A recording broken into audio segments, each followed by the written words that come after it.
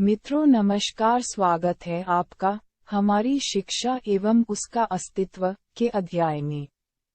किसी भी उद्योग के लिए सबसे बड़ी आवश्यकता कौशल युक्त श्रमिकों की होती है, जिनका निर्माण शैक्षिकी व्यवस्था के द्वारा किया जाता है। भारतीय शिक्षा व्यवस्था जिस प्रकार से छात्रों को ज्ञान प्रदान कर रही है, उसके द्वारा केवल बेरोजगारी ही बढ़ रही है एवं अधिकांश युवा संघर्ष युक्त जीवन शैली यापन करने के लिए बाध्य हैं। यह अध्याय आपको समक्ष जिस प्रकार की छवि को प्रस्तुत करने जा रहा है, उसे पढ़कर आप भी अचंभित हो जाएंगे। आपका अधिक समय न लेकर हम इस अध्याय को प्रारंभ करने जा रहे हैं। हमारी शिक्षा एवं उसका अस्तित्व, शिक्षित होना हम सभी का अधिकार है, किंतु शिक्षा का स्तर विशेष तौर पर हमारे परिवेश से तालमेल युक्त होना चाहिए। शिक्षा हम सभी के जीवन में एक महत्वपूर्ण योगदान प्रस्तुत करती है। शिक्षा हमारी मूलभूत आवश्यकताओं का एक अभिन्न अंग होती है, किंतु शिक्षा का स्तर कैसा होना चाहिए, इस विषय पर वर्तमान में हम नहीं जानते। आज के आधुनिक युग में हमारे सामने शिक्षा को लेकर की व्यवस्थाएं उपलब्ध है। इसमें मुख्य द्वार पर स्कूल आते हैं। शिक्षा विभाग विशेष तौर पर स्थापित किए गए हैं, जिनका मुख्य कार्य एक ऐसी पद्धति का निर्माण करना है जो भविष्य की आधारशिला बन सके। हम सभी लोग अपने व्यक्तिगत क्षमता के अनुसार शिक्षा ग्रहण करते हैं एवं उसकी उपयोगिता को सिद्ध करने का प्रयास भी करते हैं। प्राप्त की गई शिक्षा कितनी उपयोगी सिद्ध हो सकती है, ये हमें तब ज्ञात होता है जब हम अपने व्यवसाय की दिशा में कार्य करते हैं। हमें शिक्षा प्रदान करने वाले स्कूलों, विद्यालयों एवं विश्वविद्यालयों के माध्यम से केवल यही बताया जाता है कि एक शिक्षित व्यक्ति ही अपने जीवन में आनंद प्राप्त कर सकता है, किंतु सामान्य तौर पर ऐसा देखने को नहीं मिलता। हमारे शिक्षा संस्थान हमें जिस प्रकार की शिक्षा प्रदान करते हैं, वह वास्तव में आधारहीन बन चुकी है, क्योंकि शिक्षा सदैव परंपरागत संस्कारों के प्रशिक्षण देने का माध्यम होनी चाहिए, जिसका एक सटीक उदाहरण हमें प्रकृति से प्राप्त होता है। हमारी प्रकृति की प्रत्येक रचना इस प्रकार से संचालित होती है कि जो प्राणी जिस परिवेश का होता है, उसे उससे संबंधित ही शिक्षा प्रदान की जाती है। दूसरी ओर यदि हम किसी भी वृक्ष की कलम अथवा बीजारोपण करते हैं, तो समान जाति का पौधा हमें प्राप्त होता है। ठीक इसी प्रकार प्रत्येक मानव का भी शिक्षा ग्रहण करने का मंच तैयार होना चाहिए। यदि कोई व्यक्ति पीढ़ियों से किसी विशेष व्यवसाय को चला रहा है, तो उसे सर्वप्रथम उसकी शिक्षा प्रदान करनी चाहिए। इसके उपरांत उसे आधुनिक तकनीक इस प्रकार से प्रदान करनी चाहिए जिसमें प्रशिक्षण के साथ परियोजनाओं का भी तालमेल बना होना चाहिए। प्रत्येक सदी में किसी न किसी रूप से समाज में बदलाव होता रहा है। बदलाव प्रकृति का एक विशेष नियम होता है। यदि हम बदलाव को स्वीकार करने में सक्षम नहीं हो पाते हैं, तो इसका सीधा कारण हमारी शिक्षा पद्धति एवं उनकी शैली होती है।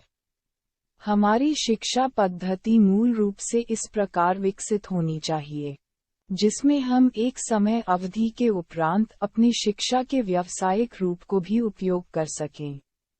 वैदिक काल में शिक्षा की एक विशेष पद्धति को उपयोग में लिया जाता था। इस शिक्षा पद्धति में दो प्रकार के मंच उपयोग में लिए जाते थे। पहला 4-4 मंच एवं दूसरा 6-6 का मंच। इसके अतिरिक्त सामान्य जनमानस के लिए भी एक मंच का निर्माण किया जाता था, जिसका संचालन इन दो मंचों के सहयोग से ही किया जाता था। 6-6 का मंच मूल रूप से स्नातक तक के छात्रों के लिए उपयोग में लिया जाता था। वही 4-4 का मंच स्नातकोत्तर एवं शोध कार्य करने वाले छात्रों के लिए उपयोग में लिया जाता था। यह एक ऐसी शैली होती थी जिसमें गुरुकुल का प्रमुख व्यक्ति मुख्य आचार्य के रूप में प्रबंधन एवं शिक्षा के शोध कार्यों पर ध्यान रखता था। उसके अगले स्तर में 4 आचार्य होते थे जिनका विशेष कार्य अपने अधीनस्थ 4-4 छात्रों को शिक्षा के पद्धति एवं नियमों को समझाना होता था। स्नातकोत्तर के स्तर पर कुल 16 लोगों का दल बनाया जाता था, जिनके अतिरिक्त प्रमुख आचार्य को मिलाकर कुल 17 अध्यापक गण होते थे। ये संख्या विशेष तौर पर गुरुकुल के सभी प्रमुख नियमावली का निर्धारण एवं उनका पालन किया करती थी। स्नातकोत्तर स्तर पर प्रत्येक आचार्य केवल 16 छात्रों को ही शिक्षा एवं शोध कार्य से परिपूर्ण करते थे। प्रत्येक आचार्य अपनी विशिष्ट शैक्षिकी योग्यता को ही छात्रों के साथ साझा करते थे। ये पद्धति जब छात्र पूर्ण रूप से सीख जाते थे, तो उसके उपरांत वह स्वेच्छा से दूसरे आचार्य का चयन करते थे, किंतु उनके पास समाज के प्रमुख दायित्व का निर्वाह करने का भी कार्यभार सौंप दिया जाता था। वे इस अवधि के उपरांत अपने शिक्षण को भी जारी रखते थे एवं समाज के दायित्वों का भी निर्वाह करते थे। स्नातक की शिक्षा ग्रहण करने वाले छात्रों में इस वर्ग का विशेष सहयोग प्राप्त होता था। स्नातक शिक्षा पद्धति में कुल 36 आचार्यों का प्रतिनिधिमंडल होता था, जिसका उद्देश्य 18 विषयों पर ज्ञान अर्जित करना होता था, जो समाज के विभिन्न क्षेत्रों में उपयोगी होते थे। गुरुकुल व्यवस्था विशेष तौर पर ऐसी प्रणाली पर कार्य करती थी, जिसमें प्रत्येक छात्र शिक्षा ग्रहण करने के साथ साथ शिक्षा प्रदाता भी होता था। गुरुकुल के प्रमुख आचार्य अपने विशेष आचार्य मंडल को शिक्षा के विशेष गुणों से सदैव अवगत कराते थे। यदि शिक्षा की शैली पर आप अपने ध्यान को आकर्षित करें तो वास्तव में अचंभित हो सकते हैं। प्रत्येक गुरुकुल में शिक्षा का प्रारंभ प्रमुख आचार्य के द्वारा प्रदान किया जाता था। सुनिश्चित की गई संख्या के अनुसार छात्रों को उनके संबंधित आचार्यों के साथ जोड़ दिया जाता था। यदि छात्रों की संख्या अधिक हो रही होती थी, तो इनकी एक अलग व्यवस्था बनाई जाती थी। जिन छात्रों को आचार्य प्राप्त हो जाते थे, उन सभी को प्रारंभिक 6 माह तक प्रमुख आचार्य के सानिध्य में ही अपना पाठ्यक्रम प्रारंभ करना होता था। इसके पीछे की विशेष योजना ये होती थी कि उनके मस्तिष्क को पूर्ण रूप से शिक्षा के लिए तैयार किया जा सके। प्रमुख आचार्य अपने अधिकांश समय को शोध कार्यों में उपयोग किया करते थे, जिससे उनका बौद्धिक एवं आत्मिक बल श्रेष्ठ स्तर पर रहता था। प्रारंभ में अपनी शिक्षा के समय अवधि में वे इस बौद्धिक बल के प्रकाश को छात्रों के आभामंडल से जोड़ दिया करते थे। ऐसा करने से समस्त छात्र पूर्ण रूप से गुरुकुल के नियमों के साथ बंध जाया करते थे एवं संस्कार युक्त बौद्धिक व्यवस्था को प्राप्त कर लेते थे। इसके उपरांत प्रत्येक संबंधित आचार्य अपने अपने दल के साथ अपने विषय का प्रारंभ करते थे। कुल 18 विषय छात्रों को पढ़ाए जाते थे। इसके लिए 17 विषयों का प्राथमिक अध्ययन ये सभी आचार्य प्रदान किया करते थे। एक विषय की पूरी शिक्षा पूरे वर्ष प्रदान की जाती थी। इसके उपरांत नवीन वर्ष में यथार्थवादी परीक्षा आयोजित की जाती थी, जिसमें छात्रों की प्रतिभा एवं कौशल का परीक्षण किया जाता था। इसके उपरांत छात्रों के दल को उनके आचार्यों के द्वारा पुनः जोड़ा जाता था, अर्थात अगले वर्ष की पर पढ़ाई सभी छात्र दूसरे आचार्य से ग्रहण करते थे। ये पूरा कार्यक्रम 17 वर्षों तक चलता था। इसके उपरांत अंतिम वर्ष सभी छात्र एवं आचार्य प्रमुख आचार्य के सानिध्य में 6 माह का पाठ्यक्रम ग्रहण किया करते थे। कुल 18 वर्षों की पढ़ाई के उपरांत सभी गुरुकुल प्रमुख आचार्य एक समिति का गठन करके छात्रों की प्रतिभाओं एवं कौशल के अनुसार उनके आगे के शिक्षण के लिए योजना बनाया करते थे। ऐसी स्थिति में प्रत्येक दल से 3 मेधावी छात्रों को चुना जाता था, जिसको अगले स्तर की पढ़ाई हेतु विशिष्ट गुरुकुल में भेज दिया जाता था। किम के साथ ही प्रत्येक दल का श्रेष्ठतम छात्र भी उसी दल के साथ भेजा जाता था।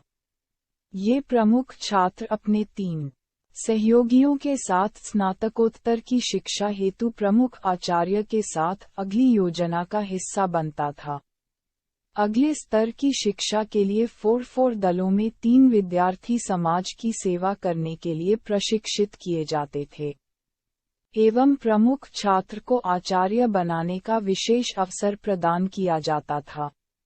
गुरुकुल की व्यवस्था में सबसे आनंददायक बात ये थी कि प्रत्येक वर्ष जब दलों का आचार्यों के साथ अदला बदल होता था तो उस समय छात्रों को भी अगले वर्ष प्रवेश प्राप्त किए हुए छात्रों को पढ़ाने के लिए दायित्व प्रदान कर दिया जाता था। प्रत्येक गुरुकुल में हर 3 वर्ष के उपरांत छात्रों को प्रवेश मिलता था, क्योंकि इन 3 वर्षों में शिक्षा ग्रहण कर रहे दल की 2 विषयों में विशेष बौद्धिक क्षमता प्रखर हो चुकी होती थी।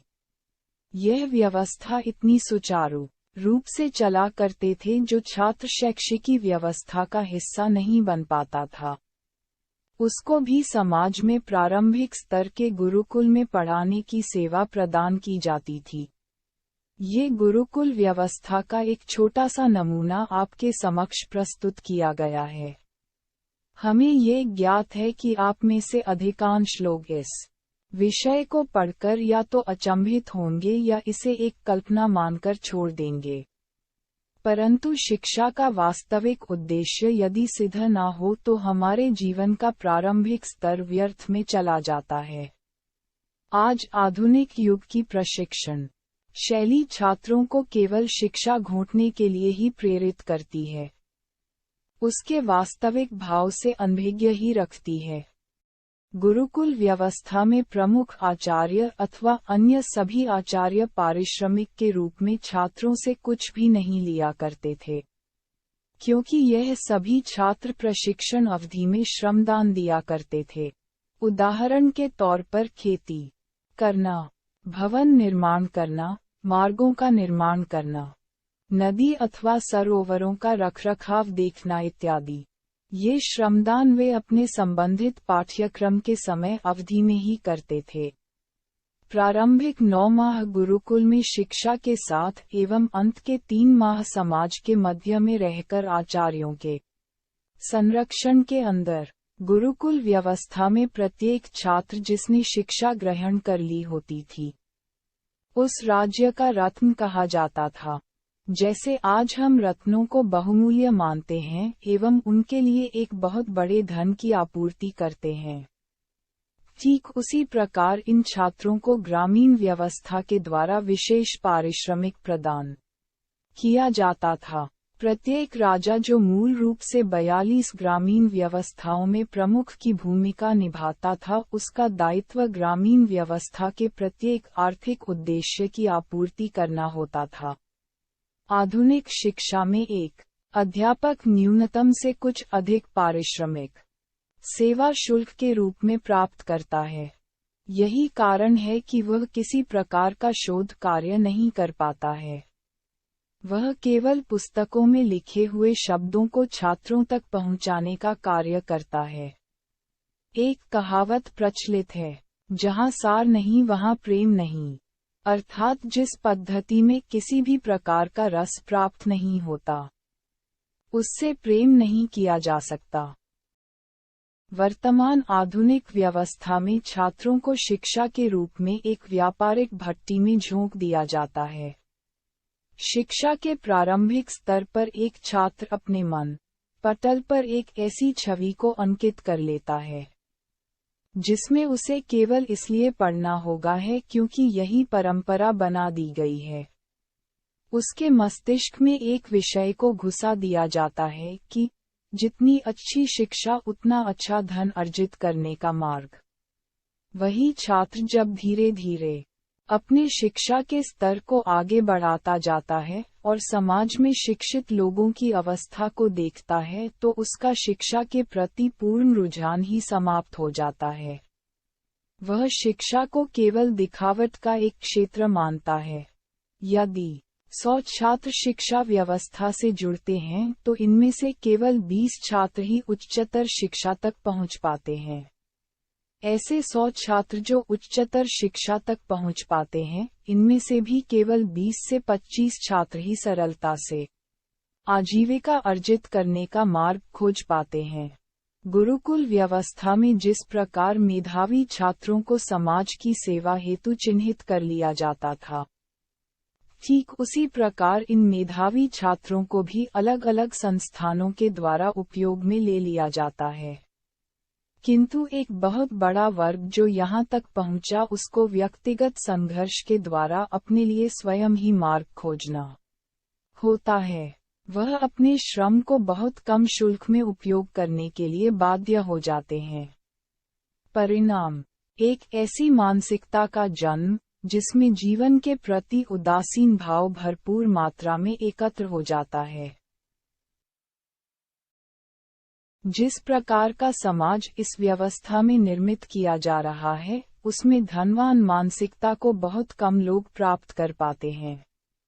समाज का एक बहुत बड़ा वर्ग निर्धन मानसिकता के साथ ही अपना जीवन यापन करने के लिए बाध्य रहता है। यह वर्ग समाज में लगभग 80% का भाग होता है। इस वर्ग के लिए अधिकांश योजनाएं भी कारगर सिद्ध नहीं हो पाती है, क्योंकि इनकी मानसिक स्थिति इतनी प्रबल नहीं होती है जो योजनाओं का लाभ भी उठा सकें। हमें इस व्यवस्था को समझने के लिए बाजार की बदलती व्यवस्था को समझना अनिवार्य हो जाता है। अपने अगले अध्याय में हम इसी पर चर्चा करेंगे जिससे आपको लाभ मिल सके। मित्रों, आपके समक्ष जितनी जानकारी को साझा किया गया है, ये तो केवल सारांश मात्र ही है। भारत की आर्थिक स्थिति इतनी प्रबल थी कि इसे लगभग 1000 वर्षों तक अलग अलग लुटेरों ने खोखला करने का भरसक प्रयत्न किया। लुटेरे किसी भी राज्य, समुदाय अथवा संस्कृति से संबंध नहीं रखते। उनका तो विशेष कार्य केवल लूटना ही होता है। उनको अपने दल के विस्तार के लिए जिन लोगों की आवश्यकता होती है, उनको वे विशेष रूप से उन 15% लोगों में से चुनते हैं जो बुद्धिजीवी वर्ग कहलाता है। ये बुद्धिजीवी वर्ग उनके लिए 80% वर्ग से एक सेना तैयार कर सके। पढ़ने में आपको ये बात हास्यास्पद लग सकती है, किंतु यही सत्य है। विषय को समाप्त करने से पूर्व एक अत्यंत हास्यप्रद बात आपके समक्ष रखना चाहेंगे। आधुनिक शिक्षा का स्तर इस प्रकार का बना दिया गया है कि प्रत्येक व्यक्ति संघर्ष को अपना विशेष मित्र मानकर जीवन यापन कर रहा है। वास्तव में उसे ये ज्ञात ही नहीं कि प्रकृति किसी भी कार्य को संघर्ष से नहीं करती, अपितु स्नेहपूर्वक करती है। रोजगार के लिए करोड़ों लोग संघर्ष करते मिल जाएंगे, किंतु यदि आप कर्मचारियों को ढूंढने निकलेंगे तो आपको शायद एक भी कर्मचारी नहीं मिल पाएगा। प्रत्येक व्यक्ति यह सोचता है कि जब तक मैं स्वयं अपने बल पर संघर्ष न कर लूं, तब तक प्रत्येक कार्य मेरे लिए अपमानजनक होगा। ये बात आपके समक्ष केवल इसलिए रखी है क्योंकि अपने 22 साल के अनुभव में कई बार कर्मचारियों का चयन करने का अवसर प्राप्त हुआ एवं अनुभवी लोगों की भी मानसिकता को जांचने का अवसर मिला। आज समाज को एक ऐसे वर्ग की आवश्यकता है जो स्वयं का मूल्यांकन कर सके एवं समाज को एक दिशा भी प्रदान कर सके। अध्याय को अंत तक पढ़ने के लिए आपका हृदय से धन्यवाद। कृपया इस पुस्तक के ध्वनि प्रवाह को अपने 5 मित्रों के साथ साझा अवश्य कीजिएगा एवं इस चैनल को सब्सक्राइब अवश्य कीजिएगा। अब आपसे अगले अध्याय में मिलेंगे।